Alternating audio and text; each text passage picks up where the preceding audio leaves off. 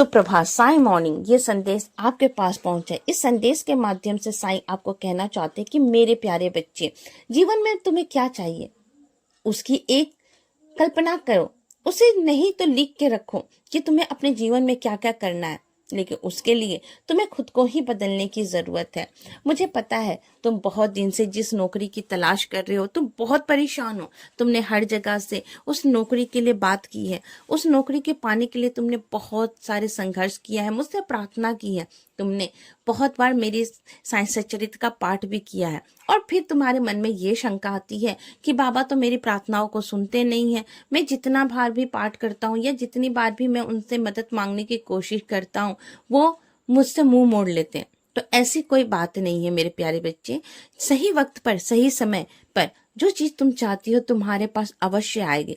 बस तुम अपनी इच्छा शक्ति को बना के रखो। कभी तुम्हारा मन यहाँ भटकता है, कभी तुम्हारा मन वहां भटकता है। तुम्हारा मन स्थिर ही नहीं है। जब मन स्थिर नहीं होगी तो मैं कैसे कोई चीज तुम्हारे पास भेज सकता हूँ, कैसे कोई चीज तुम्हें दे सकता हूँ। सबसे पहले अपने मन की स्थिरता को बना के रखो।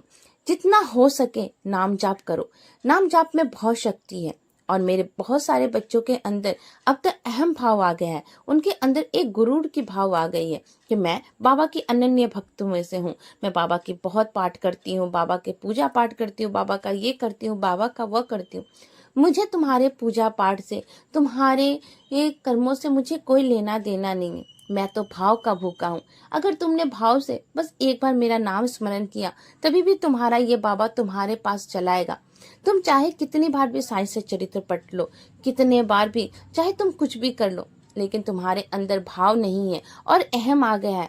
मेरे प्यारे बच्चे, मैं वहां कभी नहीं आता हूँ, क्योंकि मैंने हमेशा अपनी शिक्षाओं में बताया है कि मन में अहम को निकाल के फेंको।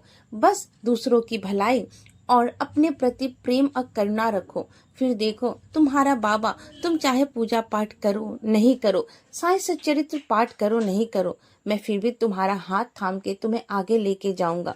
क्योंकि मैंने वचन दिया है, मैंने वचन दिया है अपने बच्चों को कि मैं कभी उन्हें निराश नहीं करूंगा। चाहे स्थिति कैसे भी हो, मैं उनका भार उठाने के लिए ही बैठा हूँ।